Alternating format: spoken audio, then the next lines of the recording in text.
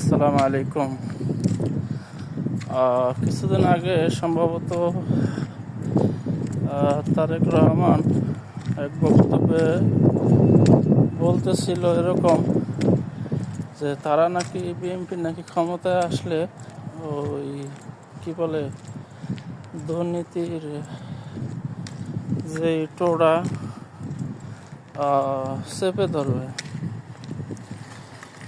তো দুর্নীতির যে টোড়া যে চেপেই ধরবে, তাহলে নিজের দলের ভিতরে যে ঋণ খেলাপি, হ্যাঁ,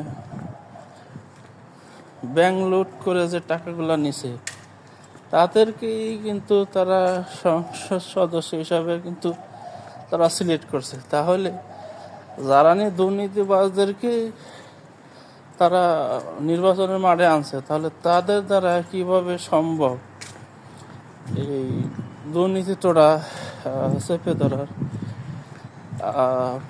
যেমন আপনারাই বলেন, এরকম মিথ্যাচার বক্তব্য যে দেয়, মানে লন্ডনে বসে বসে মানে এগুলাই সাথে ভাবছে আর কি, চিন্তা ভাবনা করে বাংলাদেশ আইছে। ওই আইহোপ ফেলান করেছে না, ফেলানের মধ্যে এটাই ছিল আর কি, দুর্নীতিবাজ সন্ত্রাসী বাহিনী মানে ক্যাডারদেরকে সব তারা সংসদ সদস্য হিসাবে মানে নেওয়ার একটা পরিকল্পনা করে তারা এই কাজটা আগাইতেছে। তারা চিন্তা করেন, তারা নিজেরাই দুর্নীতিবাজ, তারা দুর্নীতি টোটা কীভাবে চেপে ধরে, কত বড় কত নম্বর কমি না।